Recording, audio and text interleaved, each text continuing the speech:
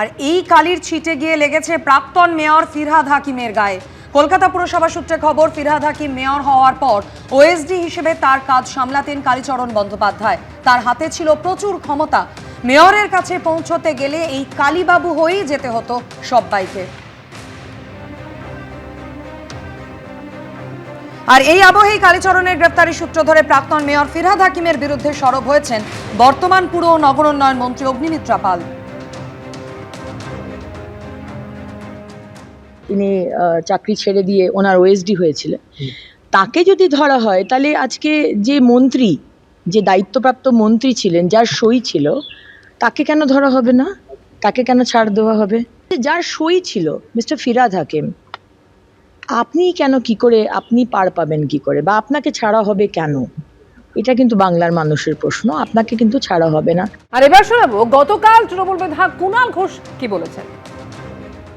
আমাদের বক্তব্য হচ্ছে, যদি ওই শুধু কয়েকজন হাতের কাছে থাকা বা নিচু তলার লোক অ্যারেস্ট হয়ে গেল, তারা দোষ করলে 100 বার অ্যারেস্ট হোক, কিন্তু যদি ওপরের দিকে বিগ ফিশেস তারা বেঁচে যায়, এটার কোনো মানে হয় না। যদি প্রাক্তন মহানগরিক মানে ফিরহাদ হাকিমের সইটা অন্যায় হয়, তাহলে অবিলম্বে ফিরহাদ হাকিমকে অ্যারেস্ট করা উচিত। আর এই ঘটনা নিয়ে আপনাদের মনে করিয়ে দেবো, গত 25 তারিখ বিধানসভায় দাঁড়িয়ে মুখ্যমন্ত্রী শুভেন্দু অধিকারী বলেছিলেন, কেএমসিতে কি হয়েছে আমরা জানি না, কালীকে তুললে সব বেরিয়ে যাবে। কলকাতা কর্পোরেশনে কালী না বললে কোনো প্ল্যান পাস হয় না। আর এই কালী ক্যামাক স্ট্রিটের নিয়োগ, সেটাও সবাই জানে। আর কি বলেন তিনি, শোনাবো। আপনার কেএমসিতে কি হয়েছে আমরা জানি না, আপনার কালীকে তুললে সব বেরিয়ে যাবে। কলকাতা কর্পোরেশনে কালী না বললে কোনো প্ল্যান হয় না। আর Kali appointed by Camac Street, সবাই জানে। আর এই কালী বাইপাসের পাশে আপনাদের তৃণমূল ভবন বানাচ্ছে 200 কোটি টাকা দিয়ে, আর এখান থেকে টাকাটা তুলে ওখানে পাঠায়। আমরা সব জানি, সব বের করেছি, আমরা এফআইআর হয়েছে, আরো ব্যবস্থা নিচ্ছি। আদালতে যে সওয়াল জবাব চলেছে তাতে বারবার এই প্রশ্নটা সামনে এলো যে কালীচরণ বন্দ্যোপাধ্যায় রক্ষাকর্তাকে, তার মাথায় কার হাত রয়েছে। এদিন আদালতে সরকারি আইনজীবী প্রশ্ন তোলেন, কালীচরণের রক্ষাকর্তাকে, তার রক্ষাকর্তা পর্যন্ত পৌঁছতে হবে। কালীর মাথায় কার হাত আছে, তার কাছে পৌঁছতে হবে। এই টিম ওয়ার্কে যারা জড়িত তাদের সম্পর্কে বিস্তারিত জানতে হবে। শুক্রবার সরকারি আইনজীবী আদালতে সওয়াল করেন, কালীচরণ যা করতেন তা পুরো টিম ওয়ার্ক। যেখানে অনুমোদন দেওয়া যাবে না সেখানে কালীচরণ অনুমোদন করিয়ে দিতেন। যে সমস্ত বিল্ডিং এর প্ল্যান অনুমোদন হয়েছে সেগুলো চিহ্নিত এবং পরীক্ষা করার প্রয়োজন আছে। কালীচরণ বন্দ্যোপাধ্যায়ের আইনজীবী বলেন, কালীচরণ বন্দ্যোপাধ্যায় থেকে যে নথি বাজেয়াপ্ত করা হয়েছে তা পাবলিক ডোমেনেই আছে। তার কি ভূমিকা? আর এই প্রসঙ্গে রাজ্যের মন্ত্রী দিলীপ ঘোষ বলছেন, শুধু কলকাতায় করলে হবে না, জেলায় জেলায় করতে হবে। নিউ টাউনে একই জমি 3 বার বিক্রি করা হয়েছে, সমস্ত দিক খতিয়ে দেখতে হবে। কলকাতা আশপাশে যেমন এটা হয়েছে, বিভিন্ন জেলা শহরেও এই ধরনের জমি নিয়ে নেওয়া, সরকারি জমিতে জোর করে ফ্লট তৈরি করা, বিক্রি করে দেওয়া। এই নিউ টাউন এলাকায় একটা জমি দুবার 3 বার বিক্রি হয়েছে, লুট করা হয়েছে লোককে, তারা লড়াই করছে। এই ধরনের সমস্ত কিছু বন্ধ করার দরকার আছে।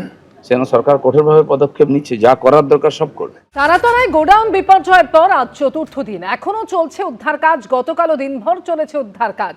তারাতলায় বিপর্যয় এখনো পর্যন্ত মৃতের সংখ্যা 16, আহত 17 জন। আর গোডাউন বিপর্যয়ে গতকাল আরো একজনের মৃত্যু হয়েছে। এসএসকেএম হাসপাতালে বাসন্তীর বাসিন্দা খালেক সর্দারের মৃত্যু হয়েছে। গতকালও ধ্বংসস্তূপের মধ্যে চলেছে প্রাণের খোঁজ।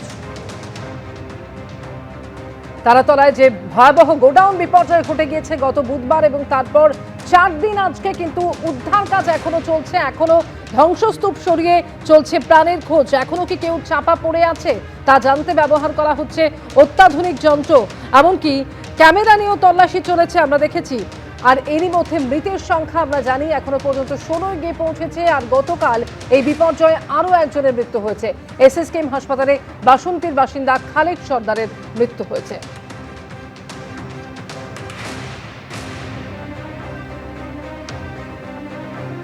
আর তারাতলায় এই মর্মান্তিক বিপর্যয়ে আপনারা জানেন, প্রাক্তন মেয়র ফিরহাদ হাকিমের ওএসডি কালীচরণ বন্দ্যোপাধ্যায়, তিনি পুলিশ হেফাজতে রয়েছেন। এই কালীচরণের মাথায় কার হাত, সেখানেও পৌঁছতে হবে। কালীচরণের রক্ষাকর্তাকে হেফাজতে রেখে জানতে চায় এসআইটি।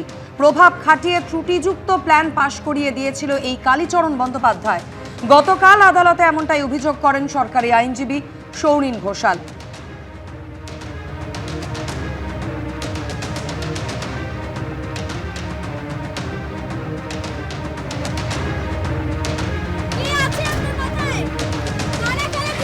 গতকাল সরকারি আইনজীবী সৌরিন ঘোষাল ঠিক কি জানান আদালতের সওয়াল জবাবের পর দেখাবো। আমরা যেটা বললাম যে এই লাইসেন্সটা প্রকিউর করতে কালীচরণ ডাইরেক্টলি ইনভলভ ছিলেন, উনি বের করেছেন, এরকম ঘটনা আরও উনি ঘটিয়েছেন এবং সেটাই আমরা কোর্টকে বলেছি যে উনি ওনার মাথায় কে ছিলেন, কালী যে তার রক্ষাকর্তা কে, কালীর মাথায় কার হাত ছিল, এটা আমরা কোর্টকে বলেছি। কোর্ট 4 তারিখ অবধি পুলিশ কাস্টডি ওই যেই আমাদের ওদের যেটা ওনারা ওই সার্টিফিকেটটা দিয়েছিলেন ইনিশিয়ালি যে কাজ করার জন্য, সেই ডকুমেন্টটা সঠিক ছিল না। মানে তালাতলার ক্ষেত্রে একদম শুধুমাত্র কি তালাতলা নাকি আরো অন্যান্যগুলো আরোগুলো থাকতে পারে, সেটা ইনভেস্টিগেশন রিভিল করে যাবে।